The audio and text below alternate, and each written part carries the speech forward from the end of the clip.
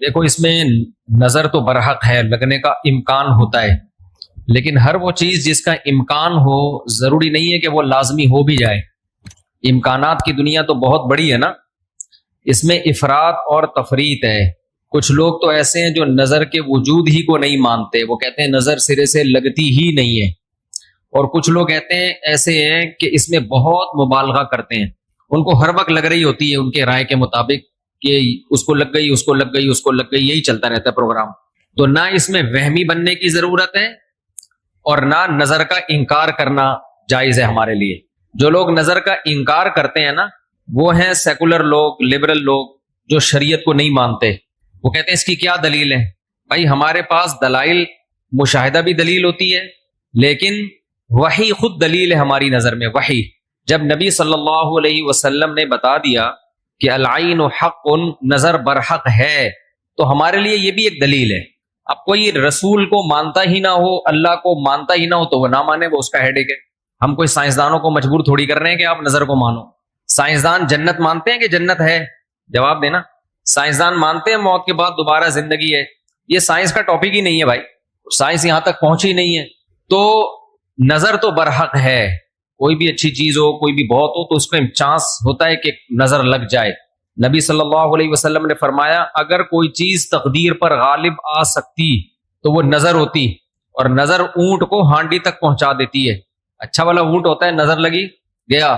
آپ نے دیکھا ہوگا بڑے بڑے اونچے کٹے بیل لوگ لے کر آتے ہیں بقرعید کے دنوں میں، بعض دفعہ نظر لگتی ہے دھڑام سے گر جاتے ہیں، بعض دفعہ ویسے ہی گر جاتے ہیں غربت مہنگائی سے متاثر ہو کے، لیکن بعض دفعہ نظر بھی لگتی ہے۔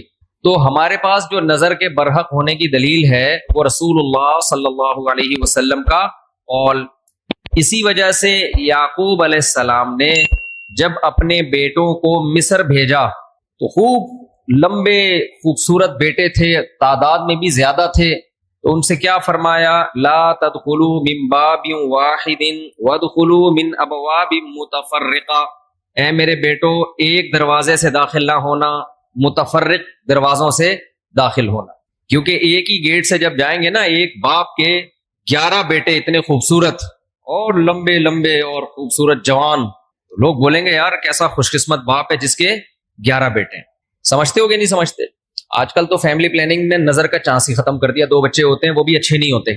تو یہاں قرآن سے بھی ہمیں، حدیثوں سے بھی پتہ چلتا ہے کہ امکان ہے، لیکن ایک بات یاد رکھو، دنیا میں یہ بہت امپورٹنٹ بات ہے، کاش اس کو سمجھ جاؤ، یہ تجربوں کا نچوڑ ہے جو میں آپ کے سامنے پیش کر رہا ہوں۔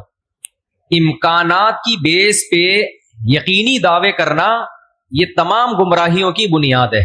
جادو کا بھی امکان ہوتا ہے، کسی پہ جادو ہو جائے، ہزاروں میں کسی ایک پہ، لیکن روحانی عامل کے پاس جب آپ جاؤ گے کہے گا آپ پہ بھی جادو، آپ پہ بھی جادو، آپ پہ بھی جادو، آپ پہ بھی جادو۔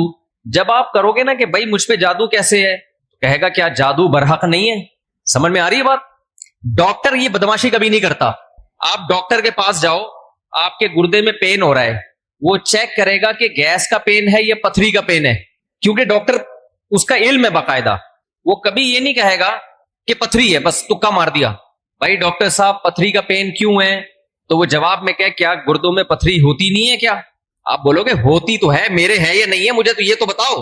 حالانکہ گردوں میں پتھری ہونے کا جتنا چانس ہے نا، جتنی پرسنٹیج 100 میں، جادو کی اس سے بھی کم ہے، ہزاروں میں کسی ایک پہ ہوتا ہے جادو۔ لیکن عاملوں کے پاس جب آپ جاؤ، یہاں الحمدللہ کچھ عامل ہیں جو میرے خلاف ایک فل پروپیگنڈا شروع کیا ہوا، اتنی خوشی ہوتی ہے مجھے، میں آپ کو بتا نہیں سکتا، جب عامل میرے خلاف بولتے ہیں اتنی خوشی ہوتی ہے، اور میں کہتا ہوں کمبختو تمہارے پاس جادو، چڑیل، جن، بھوت، تم میرے خلاف بولتے کیوں؟ نقصان پہنچا دو یار۔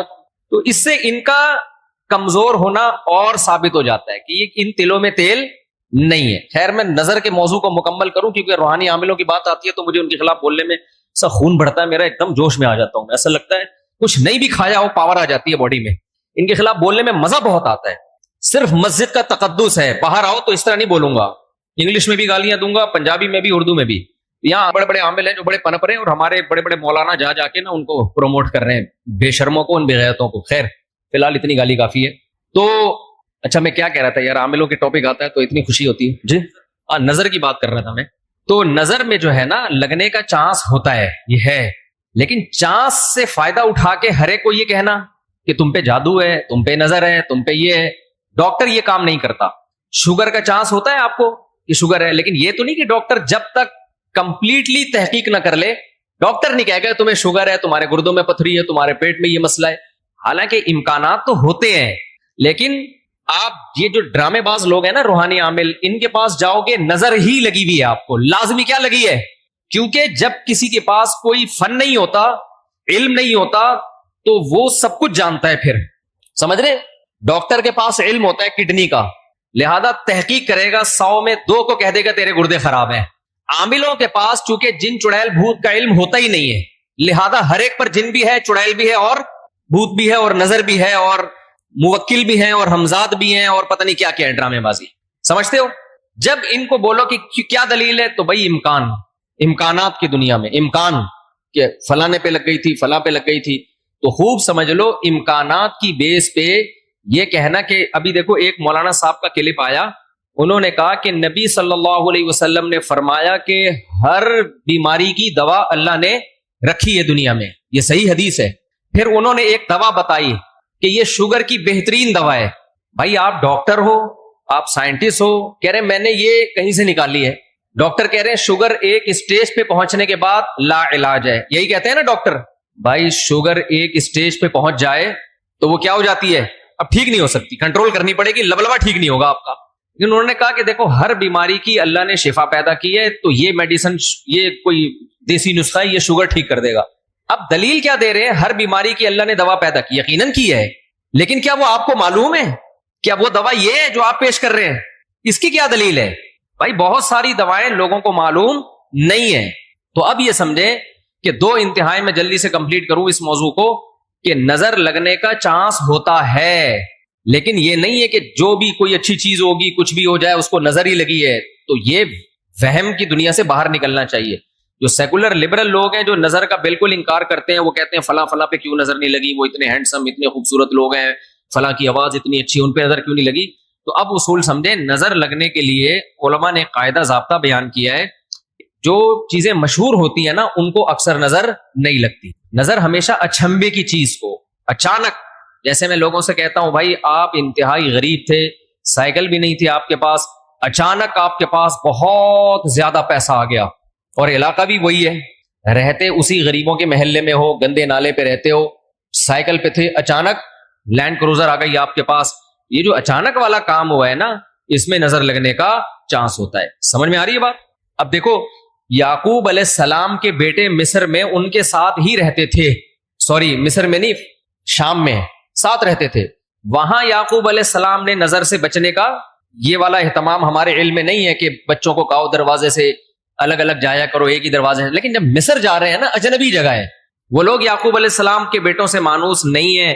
وہاں یعقوب علیہ السلام نے کہا ایک نئی جگہ پہ جا رہے ہو, اچانک اتنے بیٹے جب لوگ دیکھیں گے نا خوبصورت, وہاں چانس ہے. تو اس سے پتہ چلتا ہے کہ اپنی نعمت کو آہستہ آہستہ ایکسپوز کرنا چاہیے. سمجھتے ہو کہ نہیں سمجھتے؟ آہستہ آہستہ کیا کرنا چاہیے؟ پہلے پہلی ہو, پھر دوسری, استغفر اللہ, یعنی آہستہ آہستہ. ایک کمارا آدمی جس کو کوئی رشتہ نہیں دے رہا, اچانک 4 بیویاں لے کے گھوم رہا ہے, تو چانس ہوتا ہے اس کے نظر لگنے کا. اس لیے ایک دم سے نہیں, تھوڑا تھوڑا آہستہ آہستہ. پہلے ایک پہلی ہوگی, دوسری میں کچھ پٹو گے, تھوڑی بےزتی ہوگی, تھوڑی عزت ہوگی, کچھ لڈو, کچھ گالیاں مل جل کے, پھر تیسری. تو اس طرح کر کے چلانا, ٹھیک ہے؟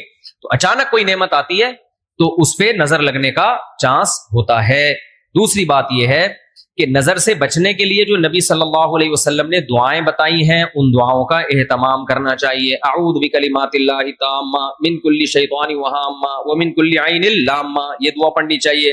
اور اپنی نعمت کا اظہار ان لوگوں کے سامنے کرنا چاہیے جو آپ سے محبت کرتے ہیں, وہ خوش ہوں گے. بعض دفعہ انسان دوسرے سے محبت کے دعوے کرتا ہے لیکن جیلس ہو جاتا ہے. وہ جب آپ اس کو بتاتے ہیں نا میرے پاس اتنا پیسہ, میری ارننگ اتنی ہو گئی, تو وہ اندر اندر سے جل رہا ہوتا ہے. تو حاسد کی نظر لگنے کا چانس زیادہ ہوتا ہے. سمجھتے ہو؟ تو اپنی نعمت ہر ایک کے سامنے نہیں بیان کرنی چاہیے. بعض دفعہ اپنی نظر بھی لگتی ہے انسان کو, تو خود پسندی میں, عجب میں مبتلا نہیں ہونا چاہیے. جب بھی کوئی نعمت ہو, آدمی کیا کہے, اللہ کی دین ہے بھائی, میرا کمال نہیں ہے. کس کی دین ہے یہ؟ اللہ کی دین ہے. تو ان چیزوں کے اہتمام سے نظر کا چانس کم ہو جاتا ہے.